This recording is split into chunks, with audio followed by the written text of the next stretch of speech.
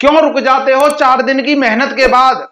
अरे वक्त लगता है बीज को फल बनने में। तो इसलिए जैसे जब बीज को बोया जाता है तो उसके लिए फल जब प्राप्त करने के लिए इंतजार करना पड़ता है, तो इसलिए ये ना सोचें कि आज हमने मेहनत कर ली तो कल ही हमको फल मिल जाएगा, तो उसका थोड़ा सा इंतजार करना पड़ेगा।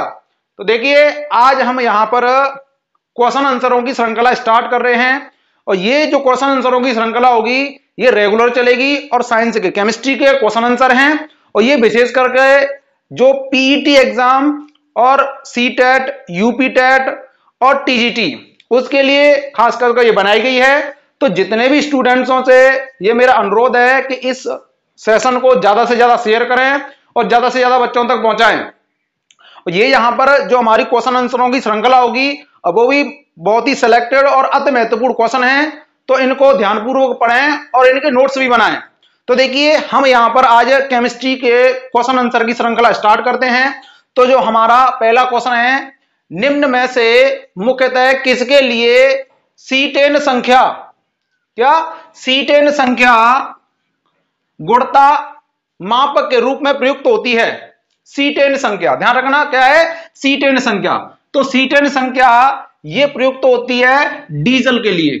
ऐसे ही आपको पता होगा जो ऑक्टेन संख्या होती है वो किसके लिए होती है? पेट्रोल के लिए। ऐसे ही डीजल के लिए क्या होती है? C10 संख्या। तो नेक्स्ट क्वेश्चन देखते हैं, निम्न में से कौन सा परमाणु का भाग नहीं है? तो परमाणु में क्या क्या भाग होते हैं ये हमको देखना है। तो देखिए 4 ऑप्शन दे रखे हैं, इलेक्ट्रॉन, प्रोटॉन, न्यूट्रॉन और फोटोन। और आपको ये पता है कि परमाणु में इलेक्ट्रॉन, प्रोटॉन, न्यूट्रॉन, नाभिक में होते हैं प्रोटॉन और न्यूट्रॉन, और इलेक्ट्रॉन बाहर चक्कर लगाते हैं, लेकिन फोटोन उससे संबंधित नहीं होता है। तो हमारा आंसर कौन सा हो जाएगा? फोटोन। और फोटोन क्या होता है? ये प्रकाश जब कणों के रूप में चलता है तो उसे क्या कहते हैं? फोटोन कहते हैं। तो नेक्स्ट देखते हैं, परमाणुवीय नाभिक किसने खोजा था? यानी कि परमाणु के नाभिक की खोज किसने की थी? तो किसने? रदरफोर्ड ने, डाल्टन ने, आइंस्टीन ने या थॉमसन ने? तो परमाणु के नाभिक की खोज की थी किसने? रदरफोर्ड ने। तो नेक्स्ट क्वेश्चन देखते हैं, रासायनिक तत्व के अणु के संदर्भ में चुंबकीय क्वांटम संख्या का संबंध है। तो रासायनिक तत्व के अणु के संदर्भ में चुंबकीय क्वांटम संख्या का संबंध किससे होता है? अभिविन्यास से। किससे होता है? अभिविन्यास से। इस क्वेश्चन को विशेषकर ध्यान रखेंगे क्योंकि जब ये क्वेश्चन आता है तो एग्जाम में पता नहीं चलता कि किससे, यानी कि ये चुंबकीय क्वांटम संख्या का संबंध किससे होता है, तो आपको याद रखना है अभिविन्यास से। नेक्स्ट क्वेश्चन देखते हैं, निम्न में से कौन जल को जीवाणु मुक्त करने में प्रयुक्त होता है? यानी कि जल के शुद्धिकरण में निम्न में से किसका प्रयोग किया जा सकता है? तो ओजोन का, क्लोरीन डाइऑक्साइड का, क्लोरामीन का और ये सभी। तो देखो जल का शुद्धिकरण ओजोन से भी किया जाता है, क्लोरीन डाइऑक्साइड से भी किया जाता है, क्लोरामीन से भी किया जाता है। तो इसमें आंसर कौन सा होगा? ये सभी। हाँ, तो इसके बाद नेक्स्ट क्वेश्चन देखते हैं, किसी तत्व के परमाणु में 2 प्रोटॉन, 2 न्यूट्रॉन और 2 इलेक्ट्रॉन हों तो उस तत्व की द्रव्यमान संख्या क्या होगी?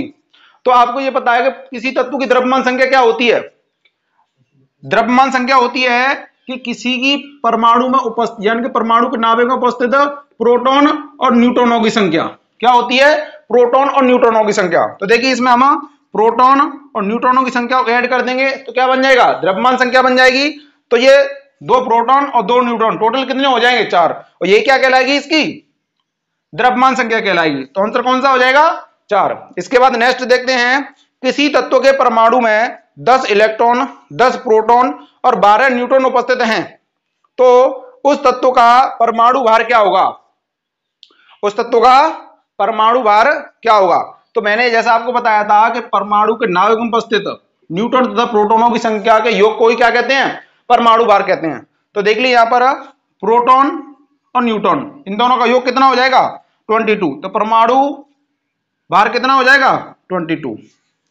तो आई होप ये सभी आपको अच्छी तरीके से समझ में आए होंगे जैसा भी मैंने एक्सप्लेन किया है, और इन सब का जो आंसर मैंने दिया है आप इन सबको याद करेंगे। और ये जो आगे वाले एग्जाम आने वाले हैं, जो आपने जो योगी सरकार जी ने जो पैट स्टार्ट किया है, पीईटी प्री एलिजिबिलिटी टेस्ट, उसके लिए बहुत ही महत्वपूर्ण है। और जो आगे वाले एग्जाम सीटेट, यूपीटेट, टीजीटी और जितने भी एग्जामों में साइंस आएगी उन सभी के लिए वो महत्वपूर्ण सेशन है। तो इसको ज्यादा से ज्यादा शेयर करें और ज्यादा से ज्यादा बच्चों तक पहुंचाएं। तो इस वीडियो के लिए इतना ही। धन्यवाद।